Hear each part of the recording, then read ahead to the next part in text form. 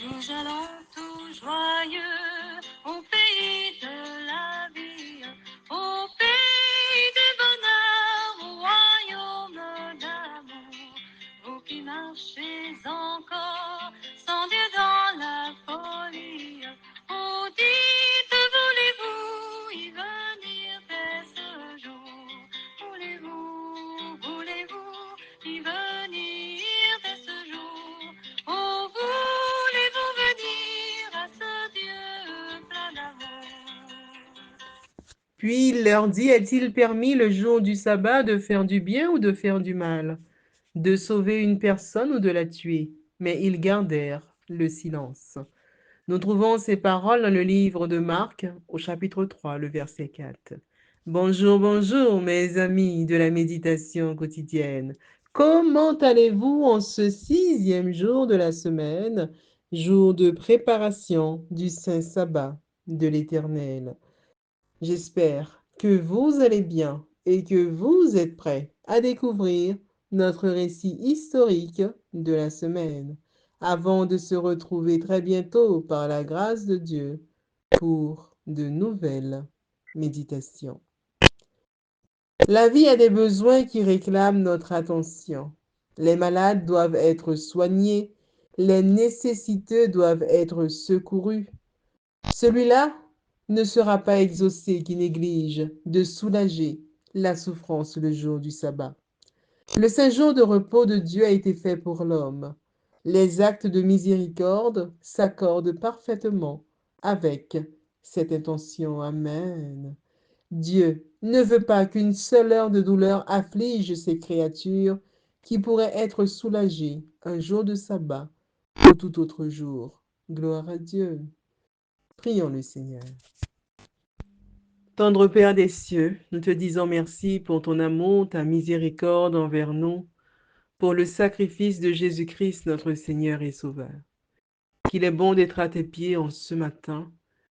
Merci de nous avoir accordé une fois de plus le souffle de la vie. Merci de nous avoir fait grâce. Nous te demandons pardon pour nos fautes commises envers toi. Lave-nous, purifie-nous dans le sang de l'agneau et aide-nous chaque jour à refléter le caractère de Jésus-Christ, à avoir les sentiments qui étaient en Jésus-Christ. Ô Père, Christ est plus qu'à la porte et nous voulons qu'une chose, être prêts pour ce grand et glorieux retour. Puisses-tu nous y aider. Merci pour le verset d'introduction de ce matin. Oui, Père, faire le bien. Continuer à faire le bien à nos semblables, particulièrement le jour du sabbat. Merci pour cette semaine de méditation qui s'achève. Merci pour le récit historique de ce matin. Père, Christ est plus qu'à la porte. Quelle bonne nouvelle. Aide-nous à te rester fidèles, quoi qu'il advienne, au nom de Jésus-Christ. Nous te prions, Père, pour toutes les personnes qui crient à toi. Toutes les personnes, Seigneur, qui sont endeuillées. Je t'en supplie, puisses-tu consoler. Dis un mot, Père. Dis un mot. Merci encore pour tout. Je ne t'ai pas prié parce que je suis bonne et digne à tes yeux, mais je t'ai prié dans le précieux nom de Jésus-Christ, ton Fils, qui vit et qui demeure au siècle des siècles. Amen. Mes amis, comme d'habitude, nous allons faire un récapitulatif des méditations qui ont été lues cette semaine. Dimanche, notre méditation avait pour titre « Pour guérir de la douleur ». Notre verset à mémoriser se trouvait dans le livre des Psaumes au chapitre 84, les versets 6 à 7, qui nous disent ceci. « Heureux ceux qui placent en toi leur appui. Ils trouvent dans leur cœur des chemins tout tracés. Lorsqu'ils traversent la vallée de Baca, ils la transforment en un lieu plein de sources, et la pluie la couvre aussi de bénédictions. Amen. Je vous ai raconté l'histoire de Johnny Erickson Tada. Notre réflexion était la suivante. vous et moi, devons en faire de même. Demander au Seigneur d'utiliser notre douleur, de la transformer en quelque chose de bon au bénéfice d'autrui. Évitons que notre douleur soit stérile, inutile, s'évanouissant dans le passé sans laisser d'empreinte bénéfique. C'est exactement ce que Jésus-Christ a fait de sa douleur. Il l'a utilisée pour nous sauver. Amen. Gloire à Dieu. Mercredi, notre histoire biblique de la semaine avait pour titre Rahab, la prostituée. Notre verset à mémoriser se trouvait dans le livre de Josué au chapitre 6, le verset 17, qui nous dit ceci.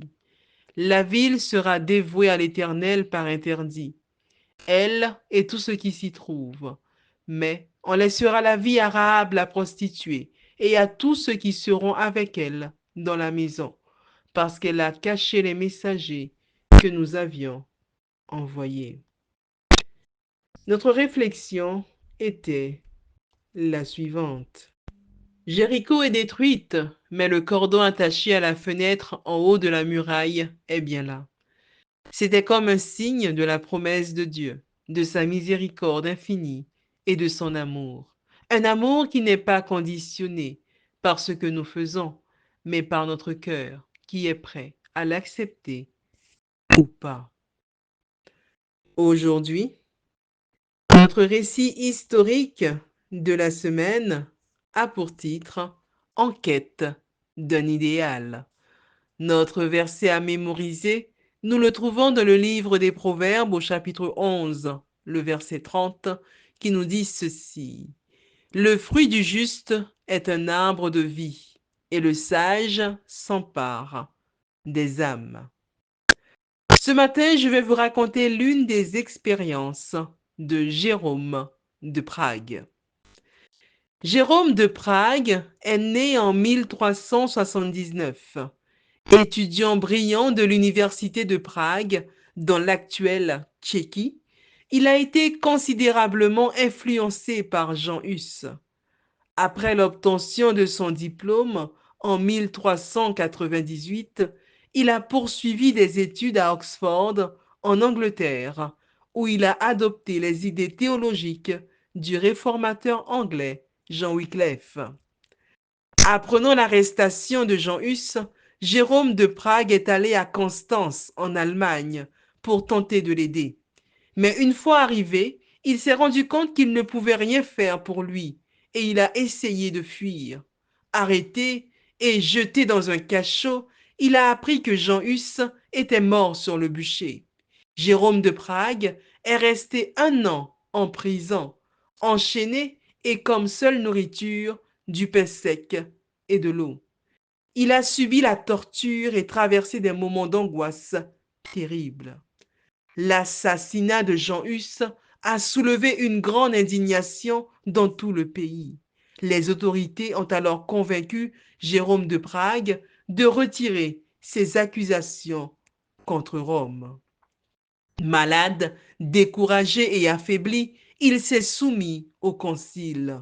Hélas, il s'est engagé à adhérer à la foi catholique et à condamner les doctrines de Jean Hus et de Jean Wycliffe.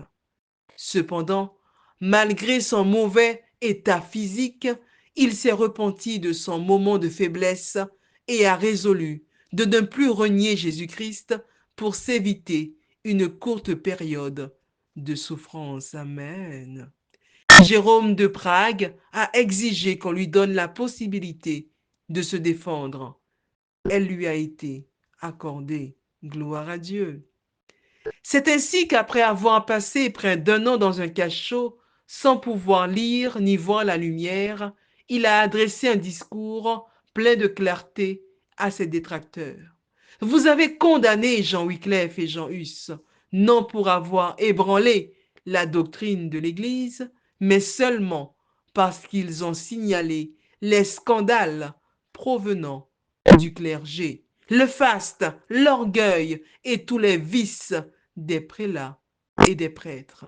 Les choses qu'ils ont dites et qui sont irréfutables. Je les pense et je les dis comme eux. Le 30 mai 1416, à Constance en Allemagne, Jérôme de Prague a été conduit à l'endroit où Jean Hus avait donné sa vie. Avant que le bourreau n'allume le bûcher, il a dit « Avance hardiment et mets le feu devant moi. Si je l'avais craint, je ne serais pas ici. » Amen. Gloire à Dieu. Amen. Notre histoire biblique de ce matin avait pour titre « En quête d'un idéal ». Notre verset à mémoriser, nous le trouvons dans le livre des Proverbes au chapitre 11, le verset 30, qui nous dit ceci. « Le fruit du juste est un arbre de vie, et le sage s'empare des âmes. » Oui, mes amis, c'est ainsi qu'est mort Jérôme de Prague, ce serviteur de Dieu, mais ses œuvres demeurent. Amen. Il a persévéré jusqu'à la mort et il recevra la couronne de vie. La question nous est posée ce matin. En cette fin des temps, quelle est notre quête? N'oublions pas l'histoire de Jérôme de Prague, mes amis, car l'histoire se répète.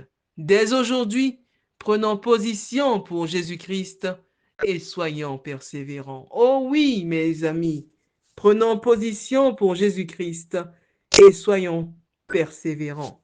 N'ayons pas peur de dire comme Jérôme de Prague, avance hardiment et mets le feu devant moi. Si je l'avais craint, je ne serais pas ici. Amen. C'est sur ces paroles que s'achève notre semaine de méditation. Je vous souhaite une excellente journée de préparation de sabbat et d'ores et déjà un bon sabbat. Que Dieu vous bénisse et je vous dis à bientôt, Dieu voulant, pour de nouvelles méditations.